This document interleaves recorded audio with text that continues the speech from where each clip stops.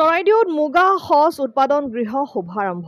চৰাইদেউ মুগা আৰু কৃষি উৎপাদক কোম্পানী লিমিটেডৰ উদ্যোগত আদৰ্শ কৃষক দেৱ হাতীমুৰীয়াৰ সহযোগত বিশ্ব ঐতিহ্য ক্ষেত্ৰৰ বাফাৰ জোন অন্তৰ্গত হাবি গাঁৱত এই গৃহৰ শুভ উদ্বোধন কৰে চৰাইদেউ জিলাৰ ৰেচম বিভাগৰ বিষয়া LK শইকীয়াই। এই গৃহতেই আদৰ্শ কৃষক দেৱ হাতীমুৰীয়াই নিজৰ হস্তনিৰ্মিত অসমীয়াৰ থলুৱা সামগ্ৰীসমূহৰ যাদুঘৰো সংলগ্ন কৰিছে। অনুষ্ঠানৰ লগত সংগতি ৰাখি আয়োজন কৰা সভাত উপস্থিত থাকে চৰাইদেউ জিলাৰ জ্যেষ্ঠ কৃষি বিষয়া মুস্তাছিম আহমেদ, চৰাইদেউ মুগা আৰু কৃষি উৎপাদন কোম্পানীৰ সঞ্চালিকা কাবেৰী কছাৰী ৰাজকোঁৱৰ, অৰবিন্দ ৰাজকোঁৱৰকে প্ৰমুখ কৰি বহু কেইজন বিশিষ্ট ব্যক্তি। মুগা শিল্পই বিশ্বৰ বজাৰ দখল কৰাৰ সময়ত মুগা পালকে সঁচ বিচাৰি মেঘালয়, গোৱালপাৰা আদি ঠাইত হাবাথুৰি খোৱাৰ সময়ত এই মুগা সঁচ উৎপাদন কেন্দ্ৰই স্থানীয় মুগা পালকক যথেষ্ট সকাহ দিব। চৰাইদেউ বিশ্ব ঐতিহ্য ক্ষেত্ৰ হোৱাৰ পিছত এই কেন্দ্ৰ পৰ্যটনৰ দিশতো ভূমিকা গ্ৰহণ কৰিব বুলি উল্লেখ কৰে ৰেচম বিষয়া LK শইকীয়াই। বৰ্তমান সময়ত নৱপ্ৰজন্মক কৃষি ক্ষেত্ৰ অত্যাধুনিক যন্ত্ৰৰ জৰিয়তে আকৰ্ষিত কৰিব পাৰি বুলি মন্তব্য প্ৰকাশ কৰে অৰবিন্দ ৰাজখোৱাই। চৰাইদেউ মুগা আৰু কৃষি উৎপাদন কোম্পানী লিমিটেডে 400তকৈ অধিক লোকক লগত লৈ দুটাকৈ গোটৰ জৰিয়তে বস্ত্ৰ উৎপাদন, মুগা পালন আৰু কৃষি যেনে জহা চাউলৰ উৎপাদনৰ লক্ষ্য লৈ কাম কৰাৰ কথা ব্যক্ত কৰে সঞ্চালিকা কাবেৰী কছাৰী ৰাজকোঁৱৰে। বিশেষকৈ বস্ত্ৰ উৎপাদনৰ ক্ষেত্ৰত সূতাৰ নাটনি হোৱাত সূতা উৎপাদনৰ ক্ষেত্ৰত স্থানীয় খেতিয়কসকলক উৎসাহিত কৰাৰ ক্ষেত্ৰত গুৰুত্ব প্ৰদান কৰিছে বুলি জনায় সঞ্চালিকাগৰাকীয়ে। স্থানীয় আমাৰ এই আজি মূলধৰ কাৰণে বহুত সহায় জনাইছে। তেখেতসকলক উপস্থিত হৈছে যিসকলক যদি মই আগৰ পৰা মুগা পুহিব কৈছিলোঁ বা পুহি আছে তেখেতসকলে আজি এই সভাখনত বুজি পালে যে মুগাৰ চাহিদা আছে আৰু ইয়াৰ বজাৰখনো আছে। আৰু বজাৰখন এই দিশৰ পৰা আৰম্ভ হ'ব বুলি ঠাইতে হ'ব বুলি তেখেতলোকে জানিব পাৰিলে।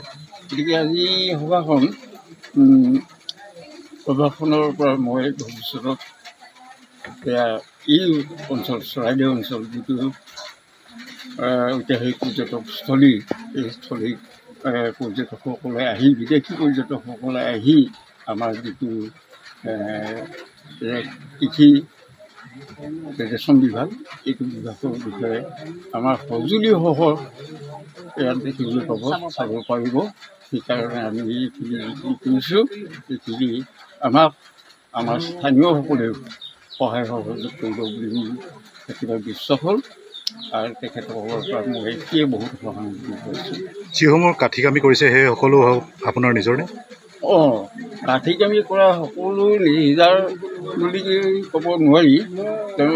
হাতৰ যিবোৰ এইখিনি মই নিজে কৰিছোঁ, নিজৰ হাতেৰে কৰিছোঁ। ইয়াৰ উপৰি আৰু বহুত আছে, কেইটামান বস্তু আনিহে ৰাখিছোঁ।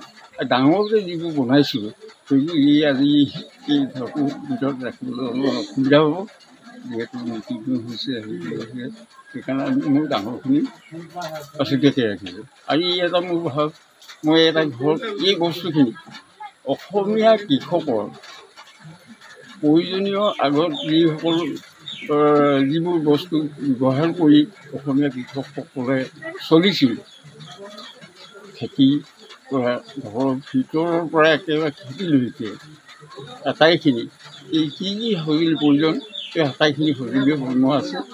তাৰ পৰা ৰজা ঘৰৰ প্ৰয়োজনীয় এটা মূল আমাৰ অসমৰ বাহন, সেই বাহনভাগিও বনাই তাত এটা অৱশ্যে ভৱিষ্যতত এইবোৰ কি ক'ব নোৱাৰিব। সেইকাৰণে আটাই বস্তুখিনিৰ একেবাৰে নাম, ব্যৱহাৰ, তাৰ অংগসকলৰ নাম পৰ্যন্ত উল্লেখ কৰি ছবি আঁকি সেই ছবিটো দেখুৱাই এইটো অমুক ক'ত অমুক ক'ত এনেকৈ দেখুৱাই বুলি এখন কিতাপৰ দৰে মই লিখিছোঁ, সেইখনো প্ৰকাশ কৰিব।